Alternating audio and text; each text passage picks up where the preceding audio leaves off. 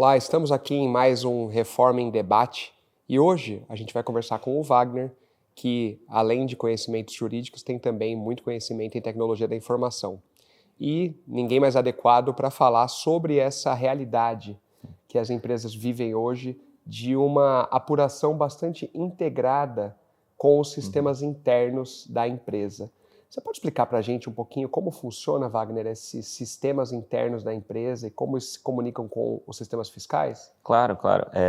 E eu acho que antes da gente começar a explicar essa integração, vale a pena a gente dar um passo atrás e falar um pouquinho sobre o que é o famoso ERP, que as empresas sempre falam, né? O ERP, ele é uma sigla em inglês para falar Enterprise Resource Planning, significa planejamento de recursos da empresa.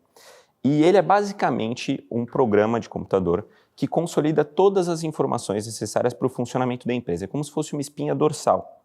Então, por exemplo, ele tem as informações das ordens de compra, ele tem as informações da prestação de serviços ou fornecimento de mercadorias, as informações contábeis. E por que tudo isso é importante do ponto de vista fiscal?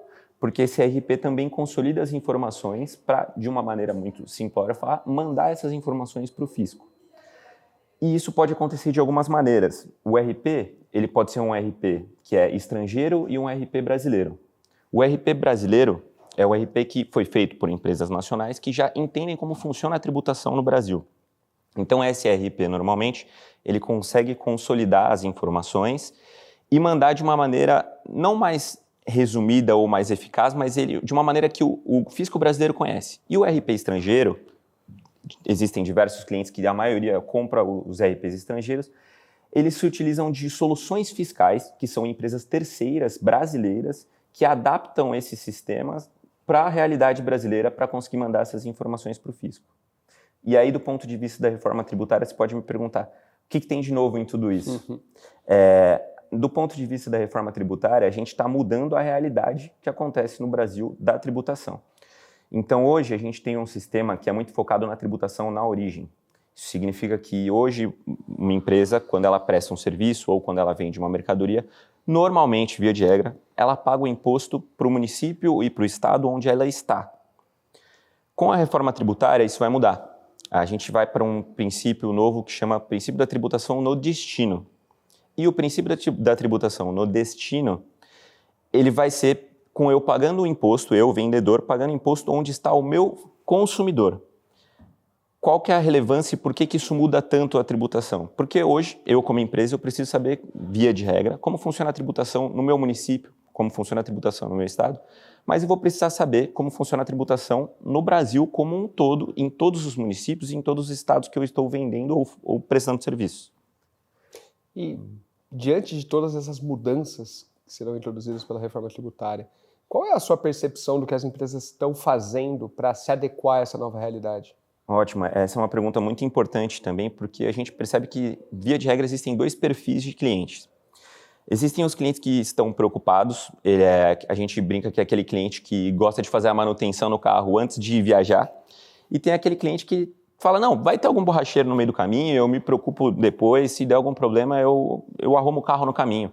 E trazendo para a realidade, quando a gente fala dos sistemas da empresa, é mais ou menos isso.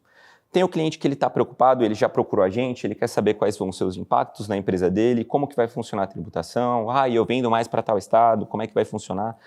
E tem o cliente que, não, ele está jogando tudo na conta da empresa que vendeu o sistema de ERP para eles ou vendeu a solução fiscal e falou, não, eles estão dando conta, eles falaram para mim que a partir de 2026, 2027 já está ajustado o sistema e eles estão contando com a competência dessas empresas. E do nosso ponto de vista, a gente alerta muito mais esse segundo caso de cliente que não é tão simples assim, não é simplesmente contar com o borracheiro no meio da estrada.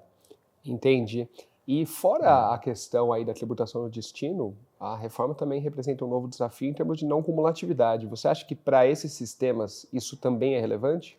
Claro, esse também é um outro ponto que é muito relevante porque hoje, quando a gente fala de não cumulatividade, a gente tem basicamente 3 tipos de não cumulatividade no Brasil para 3 tributos distintos. Então, a gente tem o IPI, com uma não cumulatividade do IPI, tem o ICMS com a não cumulatividade do ICMS e o PiscoFins com a não cumulatividade do PiscoFins. Na verdade, então, até são 4 tributos, é que o PiscoFins a gente trata como se fosse um só.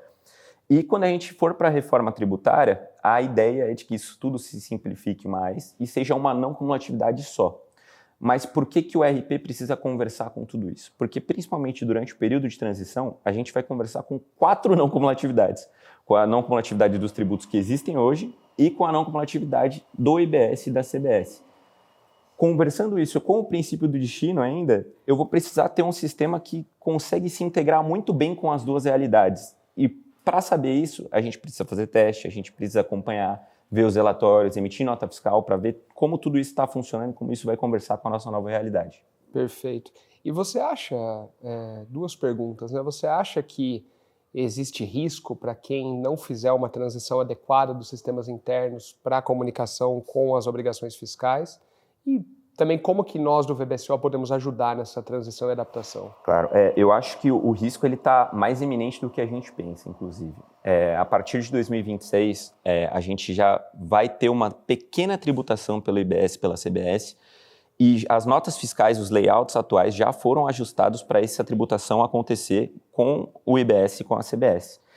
E por que isso é relevante? Se uma empresa ela não se ajustar aos novos layouts, por exemplo, ela vai ter que recolher apartado o IBS e CBS. Então, além dela pagar tudo que ela já paga hoje, ela ainda vai ter que pagar um pouquinho a mais de IBS e CBS, que vai representar um acréscimo de caixa para ela, porque ela vai poder descontar do PiscoFins, mas isso vai ser um problema maior.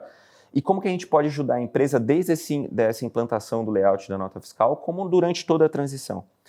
Na implementação do layout da nota fiscal, a gente pode andar junto com o TI da empresa para ver se os relatórios que eles estão gerando, se as notas fiscais emitidas estão adequadas, elas estão cumprindo todas as regras de validação, se a tributação está correta, se o cliente dela vai poder receber essa nota fiscal de uma maneira adequada ou não, e mais, se os fornecedores dela estão emitindo as notas fiscais de acordo para entrar em comum acordo com a não cumulatividade nova que a gente vai ter. Então, a gente consegue acompanhar a empresa nesse sentido.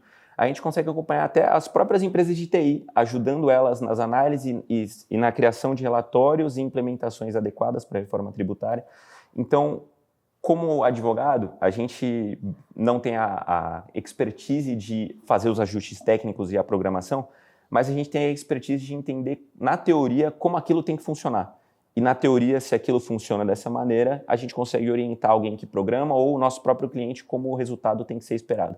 Perfeito. Então, só para ver se eu entendi, a partir de 2026 tem que já haver o destaque do IBS e CBS nos documentos fiscais. E quem não fizer essa adaptação corretamente ficará sujeito a ter que pagar esses tributos em documentos apartados. Exatamente. Então, a partir de 2026, se você já não tiver esse ajuste, ou seja, daqui 4 meses, se você não tiver ajustado o seu sistema, você já vai ter que recolher IBS e CBS um pouquinho apartado.